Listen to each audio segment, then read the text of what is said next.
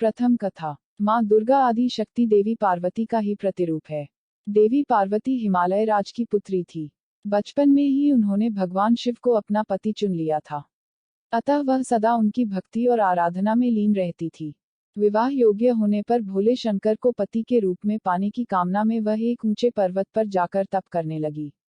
वहां उन्होंने कई वर्षों तप किया। उनके तप से प्रसन्न होकर शिव जी ने उन्हें दर्शन दिया और स्वयं को पति के रूप में प्राप्त करने का वरदान उन्हें प्रदान किया।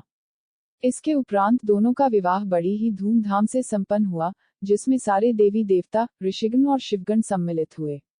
विवाह उपरांत उनके दो पुत्र श्री गणेश और कार्तिकेय हुए। भगवान शिव को पति स्वरूप प्राप्ति के लिए कई वर्षों तक किए गए कठोर तप के फलस्वरूप देवी पार्वती का गौर वर्ण सांवला हो गया था। एक दिन कैलाश पर्वत पर बैठकर हास परिहास करते समय भगवान शिव ने माता पार्वती को काली कह दिया। स्वयं के लिए काली संबोधन सुन देवी पार्वती रुष्ट हो गई और गौर वर्ण की प्राप्ति के लिए कैलाश छोड़कर तपस्या करने वन में चली गई। वन में एक वृक्ष ने नीचे बैठकर वे कठोर तप करने लगी।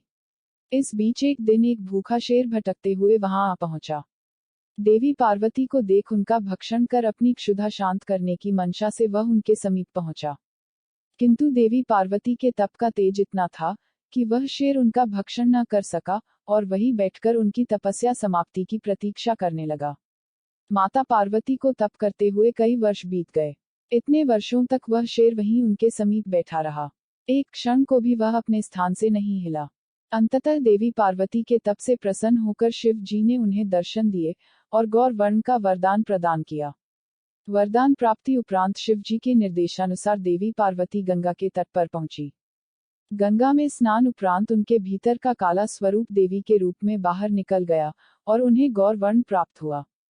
तब से उन्हें माँ गौरी भी कहा जाता है। उनके काले स्वरूप को देवी कौशिकी कहा जाता है। जब माता पार्वती स्नान कर बाहर आई तो अपने तप स्थल पर एक शेर को बैठा हुआ पाया।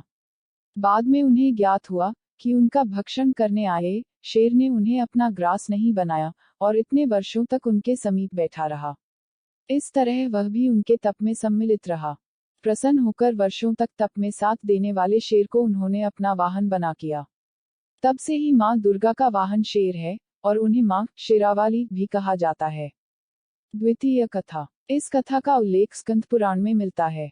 इसके अनुसार भगवान शिव और माता पार्वती के पुत्र कार्तिकेय और राक्षस तारक तथा और उसके दो भाइयों सिंहमुखम और सुरापद्मन के मध्य एक बार युद्ध हुआ, जिसमें कार्तिकेय ने उन्हें पराजित कर दिया। पराजय उपरांत सिंहमुखम कार्तिकेय से क्षमा याचना करने लगा। कार्तिकेय ने उसे क्षमा कर शेर बना दिया और माँ दुर्गा के वाहन बनने का आशीर्वाद दिया। तब से सिंहमुखम शेर के रूप में माँ दुर्गा की सवारी है।